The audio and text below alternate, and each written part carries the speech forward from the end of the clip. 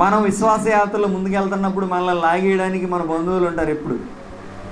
పేతురు గారికి కూడా అక్కడ కొంతమంది ఉన్నారు. ఎంతమంది ఉన్నారు? పేతురుకి 11 మంది ఉన్నారు ధోనిలో.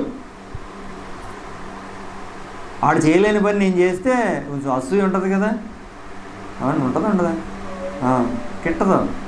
వీడు నీళ్ళ మీద నడుస్తాడు, వీడు మనతో ఉన్నవాడు యేసు ప్రభుతో సమానం అయిపోతున్నాడు, వీడు చరిత్రలో వీడి పేరు రాసేస్తారు, ఏమైనా సరే ముంచేయాల. రే పేతురు అనేసరికి వీళ్ళంక చూశాడు. ఎదురుగా యేసు ప్రభు ఉన్నాడు, వెనకాల ధోని ఉంది, 11 మంది శిష్యులు ఉన్నారు. పేతుర్ని కేకేశారు. పాపం ఎందుకో కేకేస్తున్నారేమో, వాళ్ళు కూడా వస్తారేమో అని వెనక్కి తిరిగి చూశాడు. అందులో ఒకడు అంటాడు, అదిగో అలా చూసావా, ఒక్క దెబ్బ కొట్టిందంటే మూలిగిపోతావు అన్నాడు. అప్పుడు ఈ పేతురు గారి కను దృష్టి యేసు ప్రభు మీద నుండి ఎక్కడికి వెళ్ళింది?